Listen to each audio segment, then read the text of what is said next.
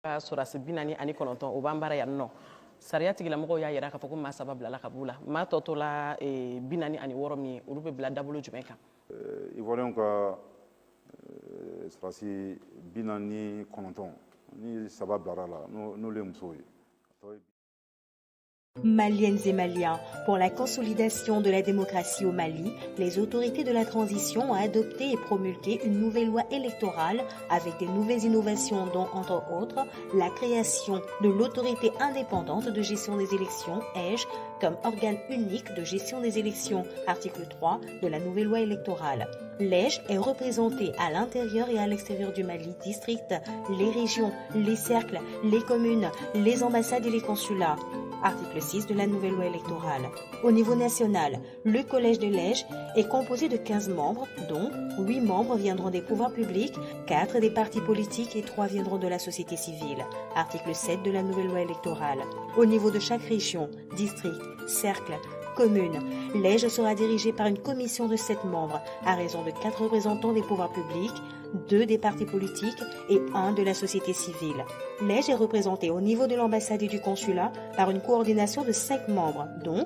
2 désignés par l'ambassadeur ou le consul au titre des pouvoirs publics, 2 désignés par les partis politiques et 1 désigné par la société civile. Article 22 de la nouvelle loi électorale. Quelle est la mission de l'EGE? L'EGE a pour mission de l'organisation et la gestion de toutes les opérations référendaires et électorales. À cet effet, elle est chargée de article 4 de la nouvelle loi électorale. La gestion, la mise à jour, la confection et la conservation du fichier électoral, la réception et la transmission des dossiers de candidature relatifs aux élections des députés à l'Assemblée nationale, des élections des conseillers nationaux et des conseillers des collectivités territoriales, le suivi et la supervision des opérations de révision des listes électorales à l'occasion des opérations référendaires et des élections dans les conditions prévues par la présente loi, la gestion des observateurs nationaux et internationaux, la confection et la remise des cartes d'électeurs biométriques aux électeurs à l'occasion des élections référendaires et des élections, la délivrance des procurations de vote,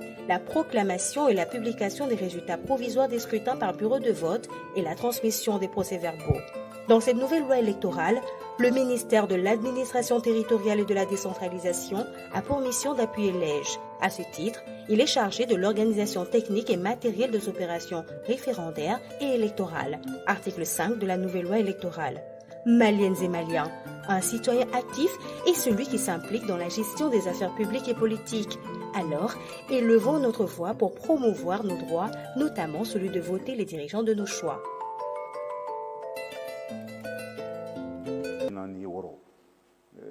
En réalité, le gouvernement a daté ce dossier-là. C'est un dossier judiciaire avec charia de boulot. Parce que nous savons que le procureur a communiqué. Nous avons fait un bien sabaté en Côte d'Ivoire. À la casse de ala ko duwawu jaabi an ko k'an ka laɲini tɛ ka diɲɛmɔgɔ kɛlɛ nka an ka hakɛw ye min ye an b'o lafasa yɔrɔ bɛɛ ni ma fili o hakɛ lafasa de ye mali se Nations Unies na n'o ye diɲɛ seleke naani tɔnba ye ka se yen nɔ k'a jira k'a fɔ ko dankari kɛra an ka hakɛw la kɛrɛnkɛrɛnnenya la faransi jamana fɛ aw bɛ se ka mun de fɔ an ɲɛna o kan.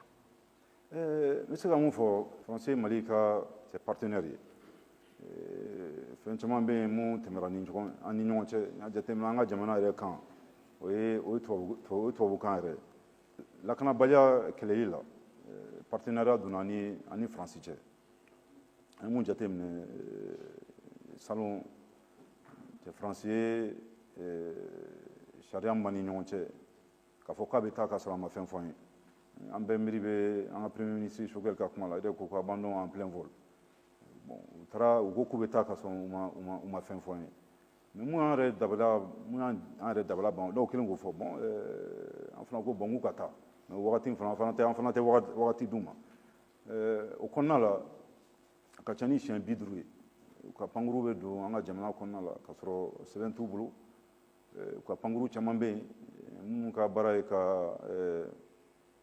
renseignement ta an ka sarasiw kan olu ka position bɛ yɔrɔ min na n'olu bɛ taali yɔrɔ min na k'o di jugu ma ou bien ka marifa ta k'o di jugu ma pour que k'an kɛlɛ an fana kelen k'o ye n ko vraiment waleya mun don waleya cɛjuguba don surtout que faransi bɛ jɛkulu dɔ kɔnɔna la n'an b'o wele ko conseil de sécurité des nations unies o jɛkulu de bɛ chargelen bɛ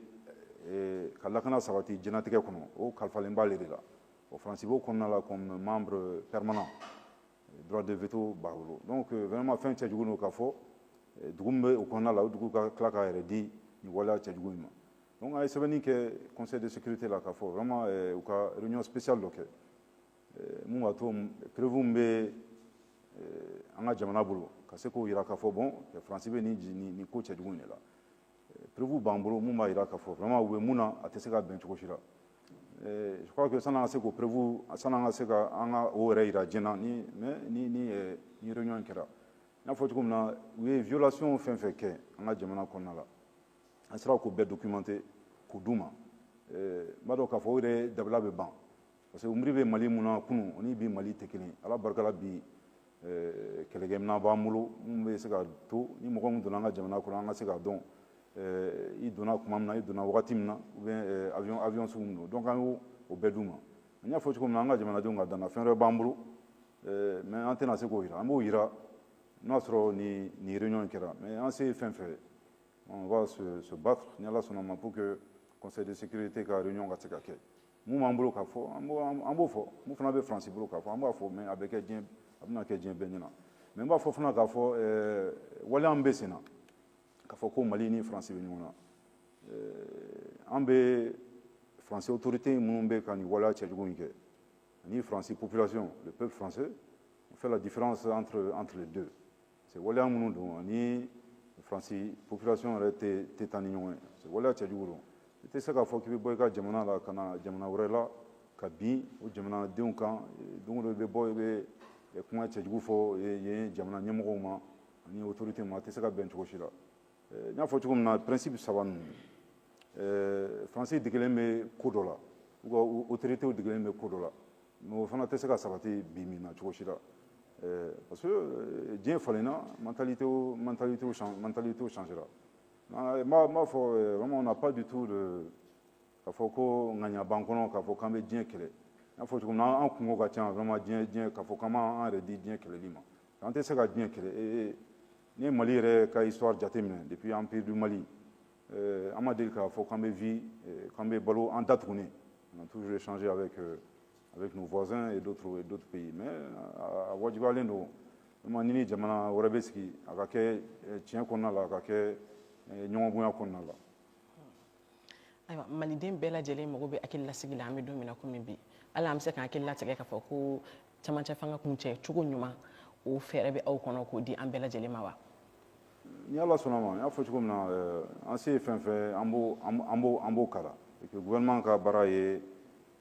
PAG le plan d'action gouvernemental ni objectif 9 b'o kɔnɔ axe 4 objectif 9 ni action 64 ani